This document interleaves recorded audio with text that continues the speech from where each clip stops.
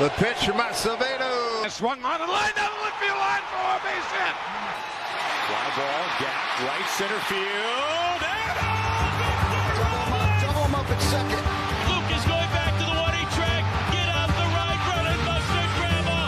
It is grand salami time. will send Seattle to the American League Championship Series for the first time in 24 years.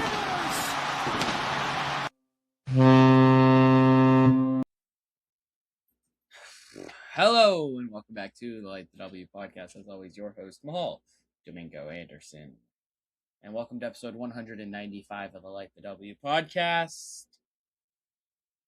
And what is there to say? I mean, what's left to be said?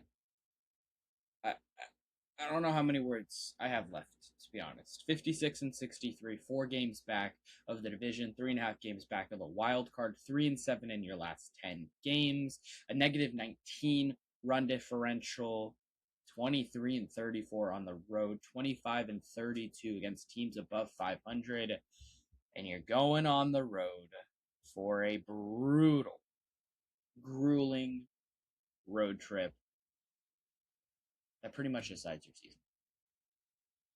It does. I don't really know if there's any argument to it at this point.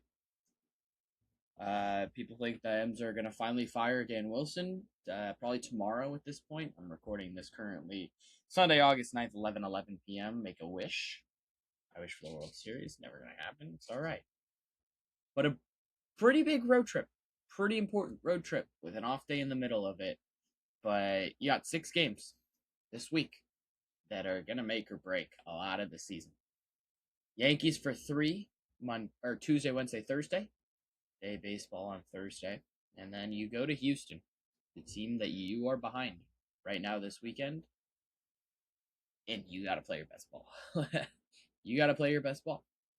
And the offense hasn't been good enough. You scored a grand total of 4 runs against the Rays. You scored a grand total of 4 runs against the Tigers. Scored 8 runs over the past 6 games after the trade deadline, which was supposed to bring hope, supposed to restore you, supposed to reinvigorate you.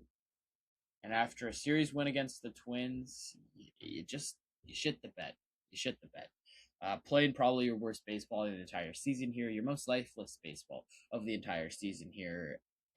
You feel like you're unable to fight. You feel like you're unable to win. You feel like you're unable to compete at this point. And it is not good enough. And that's been said now since the end of March. And when you think back to the end of March, this podcast said it, Jeff Passan said it, 710 said it, the Seattle Times said it. Everybody was saying it. This team was predicted to be in the World Series. We all said it. We predicted the American League pennant to go to this team. We predicted a 2nd straight division title for the first time in franchise history to go to this team. And what a goddamn disappointment. I don't know what words I really have left to talk about this team. I don't really know if I have any energy left to talk about this team in any sort of fiery way. There's no anger. There's no fire left in this team. There's no frustration built left in this team. They look broken. They literally look broken-hearted. They look like they have no spirit. And this is the team that, 9 months ago, 10 months ago, had some of the greatest moments in franchise history. I think back to that Gino Suarez grand slam. What a freaking moment. Would probably be the greatest moment in Mariners history if they had won one of those next 2 games in Toronto. But here we are. I look back on that moment. Every time I see that home run, I get sad. I think about what should have been last year. I think about what could have been this year. But here we are. Here we are, August 9th. And the Astros are in first place. You're in 3rd place in the division. And you're playing the crappiest baseball I can remember. You look like a bad baseball team. and doesn't make me angry anymore. It just makes me sad. It's disappointing. I'm sitting at work this afternoon and I'm, just doing some side small work and I'm thinking about this team and I'm just sad. What happened? I mean, this team had all the talent. It had the guys. It felt like it was destined. It felt like it was in the stars for this team to do a 2004 Boston Red Sox. But there's really no words left within me. It's shock. It's sadness. It's disappointment because here we are, sat on August 9th, August 10th, probably when you're listening to this. And it really feels like it's not going to happen. It's not going to come together. This team's not going to figure it out. And that's a hard thing to come to terms with, I think. I try to stay positive. I try to keep the vibes up. I try to believe in this team as much as possible. But when you got swept by the Rays at home, and you've now lost, 5 of your last 6 games, scoring just 8 runs over those games, it's tough. It's tough. In a 6-game stretch, you gave up as many runs as you've scored in game 1 of that stretch. And sure, you lost 3 close games, including 2 one-run games this weekend, but they weren't really close. They didn't feel close. They didn't feel winnable. They didn't feel like they were going to do it. They were going to come in. They were going to come through. Right? Like, it didn't feel that way. And a weekend that was supposed to celebrate the 50 seasons of Mariners baseball, I guess in some ways did celebrate it. Because this is what this team is. It's what this organization is. What this franchise is. And that's until they prove otherwise, it's what they are. And I do want to address, people calling for Jerry DiPoto's head. Like, I get it. I get it. But, again, like, this roster on paper should be so much better. And I don't really think that's on the front office. The front office can't do anything about guys performing, about guys being injured. Yeah, they probably should have acquired more at the deadline, but, I mean, look how dead this team is. You can understand why they didn't. Does this team look like they deserve to have resources spent on them? It doesn't really look like it. But you're still getting 40,000 a night, and 40,000 fans leave with their Jimothy shirts happy, and then the real fans leave depressed because this team sucks. This team is dreadful.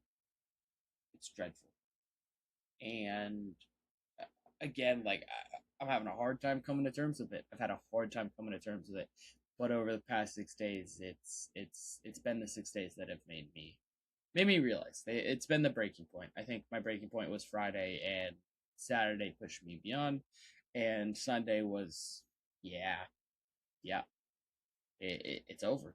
It doesn't feel like it's gonna happen, and unless you come on the road against the Yankees, Astros, and Brewers and somehow play incredible baseball, I don't know how it's gonna happen. I don't know how it's gonna come together.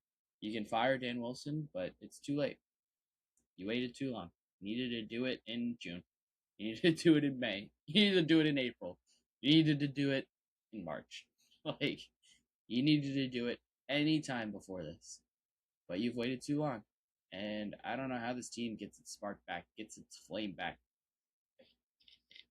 It's going to be an interesting offseason, to say the least, right? Like, those are conversations for the future. But for the time being, like, I legit don't know what else there is to say about this team other than it's really, really disappointing. And this fan base, this city, even this front office, right, like, deserved so much better. So much better. And the guys on the field, the coaching staff in the dugout, didn't perform. And it hasn't been good enough. It's a shame. It is. I hope they turn it around. I'm going to still be here 3 times a week. Hoping they do. But I think this episode is neat.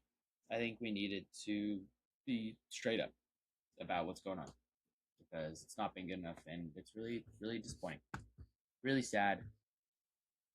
Hopefully they come back Tuesday. You know, some juice in them. You get into New York City, you get some energy. Eat some New York pizza. Whatever. They need to just go out there, play free, have fun. Hopefully Dan Wilson is fired tomorrow. If he is fired, we of course will do an emergency podcast. But if that doesn't happen, until Wednesday, as always, go Nurse. Ciao.